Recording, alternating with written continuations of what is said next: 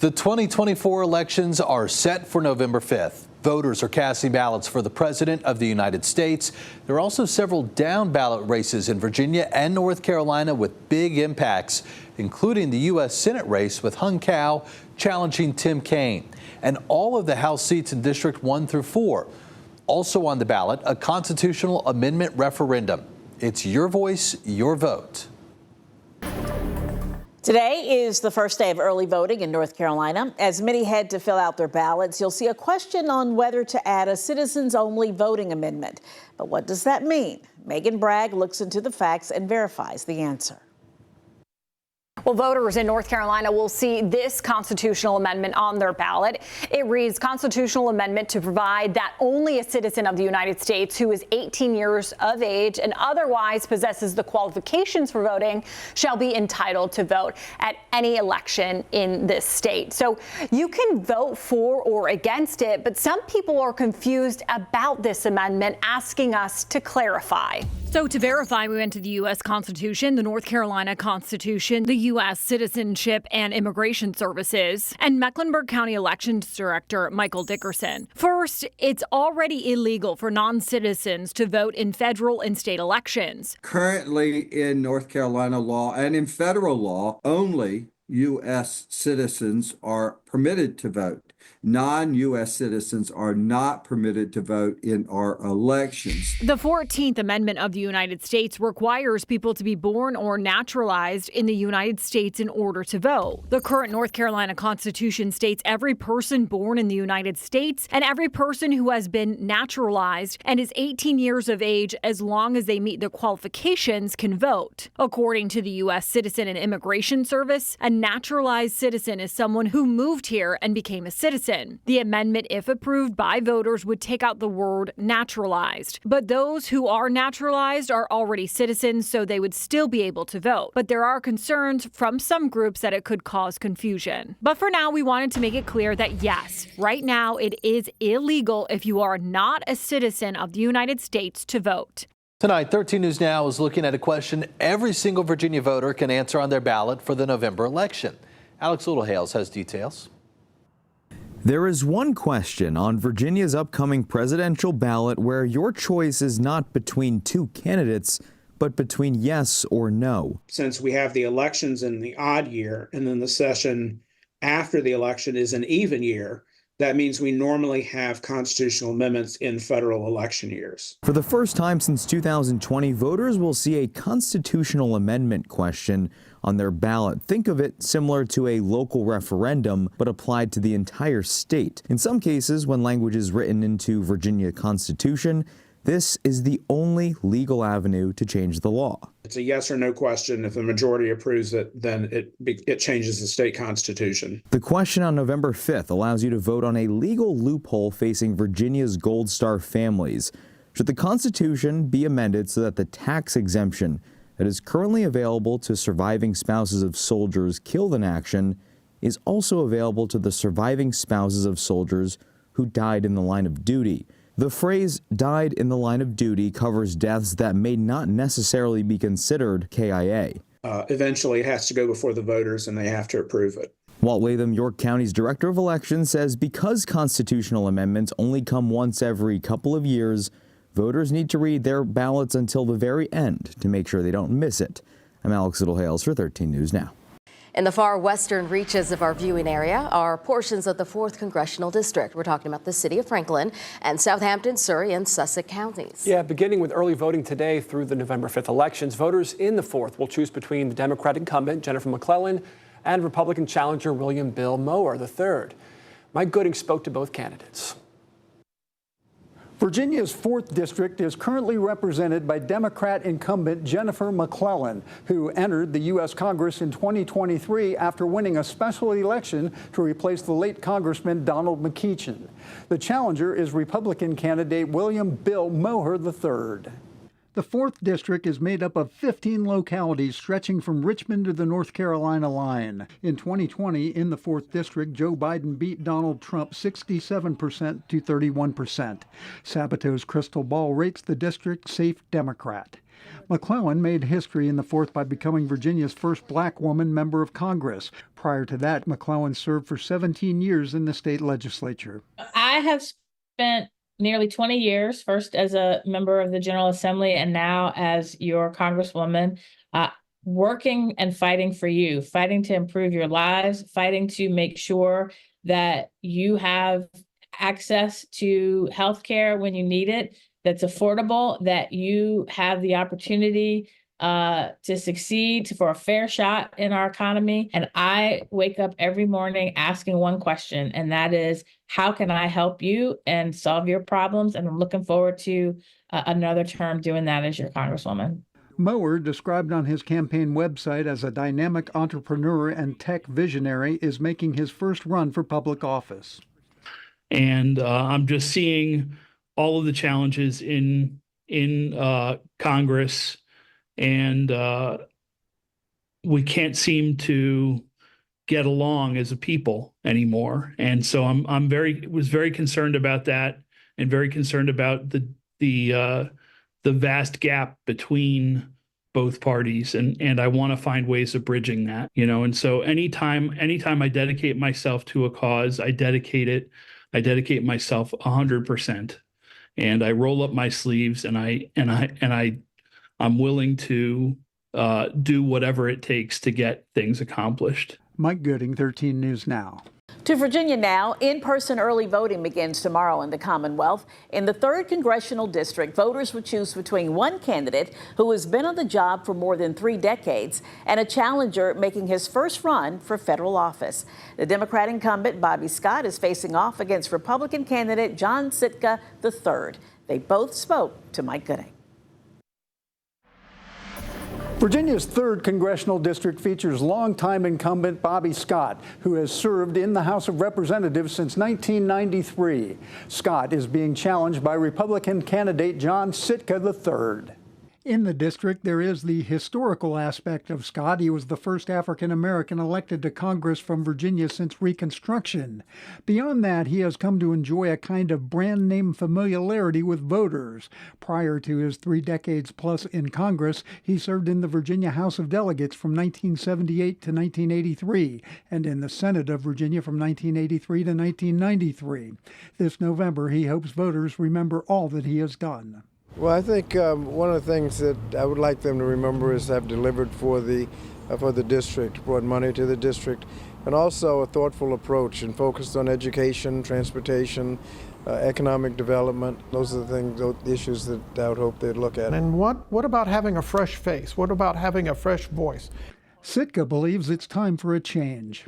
Republicans and the Democrats both frustrate me for being in there for so long. And because of that, they forgot who the people were. And I say that because that's what's part of the reasons why I'm running. Sitka is a Navy veteran and ran unsuccessfully in the past for the House of Delegates and the school board. He says if he gets to Washington, he wants to fight excessive regulations and secure the border, and that's not all. Look, I buy the groceries for my house. I know how much everything costs. And so what are we going to do about the rate of inflation? Scott says he just wants to keep serving. Well, as long as we're getting things done, I think that's the motivation. And in the last 3.5 years, we've done a lot. We're still doing a lot, and as long as that's the case, I'm good. Mike Gooding, 13 News Now.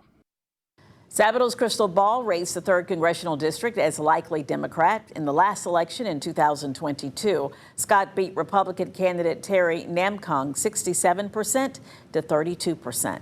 The Independent in Virginia's 2nd Congressional District contest says his candidacy is legitimate and his run for office is sincere. Robert Reed has come under attack from one of his opponents who has called his entry into the race shady. Mike Gooding spoke to Reed today. I want to represent the little people. Independent candidate Robert E. Reed Jr., he goes by Bob, is running against Republican incumbent Representative Jen Kiggins and Democratic challenger Missy Cotter Smozzle in Virginia's 2nd Congressional District. The widowed retiree says he was contacted to run by a group called Patriots Run Project, which has been described in Associated Press reporting as shadowy. If there had been anything slightly untoward or illegal or corrupt or immoral or anything, I would never have run. And I never considered anything but being very forthright and honest. I feel the voters deserve that. Kiggins is not happy about Reed's presence on the ballot. In a news release, she said Democrats know they have nothing to run on, so they've resorted to using shady tactics in a desperate attempt to win Virginia 02. But Reed says his intentions are honorable, that he's not running to siphon votes away from anybody, and he's not trying to be a spoiler. Absolutely. It's totally false. As for how much running Reed will be able to do or want to do going forward, that's unclear. He just got some bad medical news. I just found out yesterday that I have cancer. I don't know where my health is at. And I don't want people to waste a vote if I may not be here that long. And that's the truth. Mike Gooding, 13 News Now.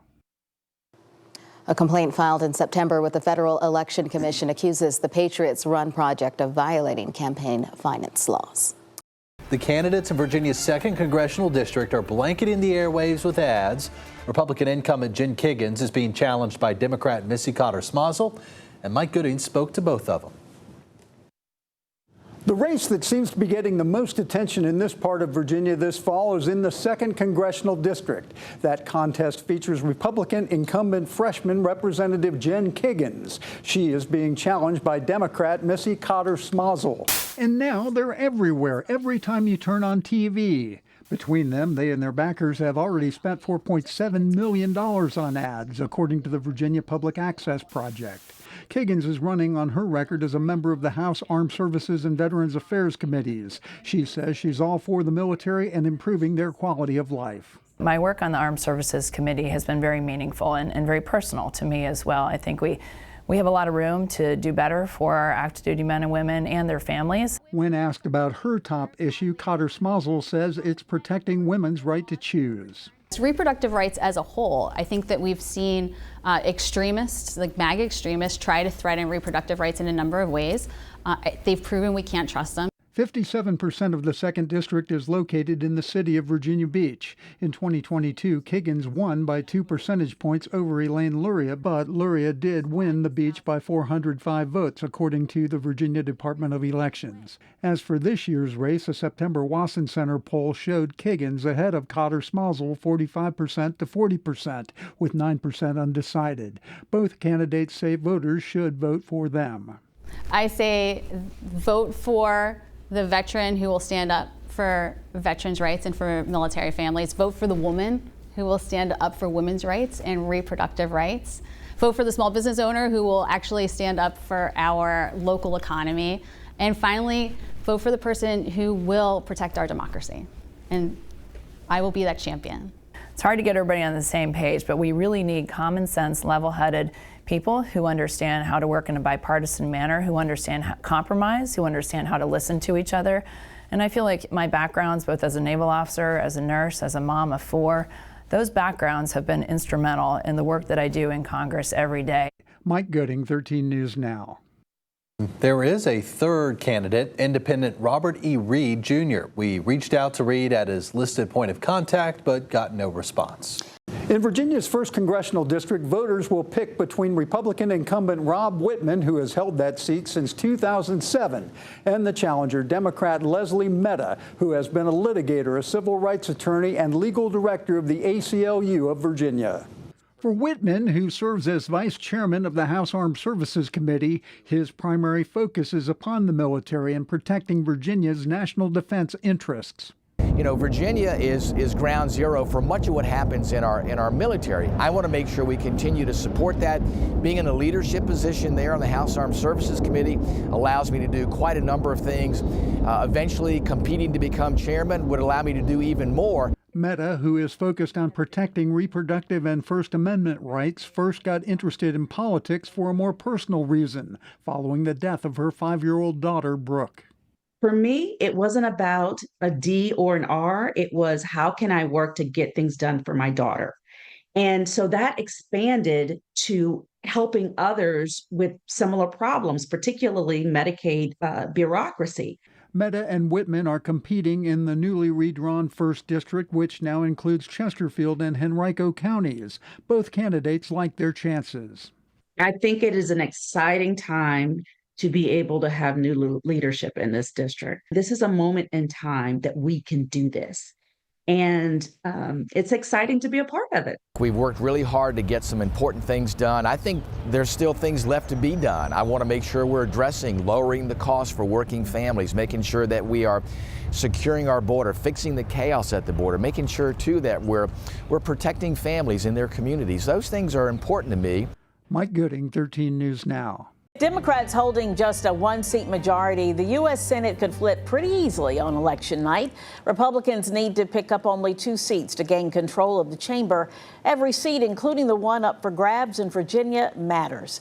Tonight, Mike Gooding introduces us to the 2 candidates, one you know and one you may not, Tim Kaine and Hung Cao. At the top of the ballot in Virginia this November is the U.S. Senate contest. The race features a very familiar name and face, Democrat incumbent Tim Kaine. He is being opposed by relative political newcomer at the statewide level, Republican challenger Hung Cao. Kaine has never lost an election in the Commonwealth, running and winning for lieutenant governor, governor, and twice for U.S. Senate. Kaine even got 2 million more votes than Mike Pence in Virginia in 2016 when he ran for vice president. I run scared. The old line is, there's 2 ways to run, unopposed or scared. And so I always run scared. I work very hard and I like what I do, so it's not hard for me. The only person better off today than they were 4 years ago is an illegal alien.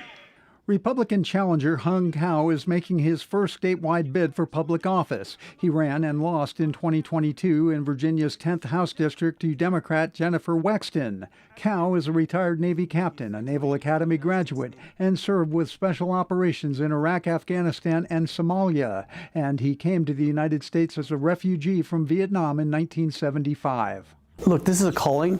This is a calling that I felt that the country needed.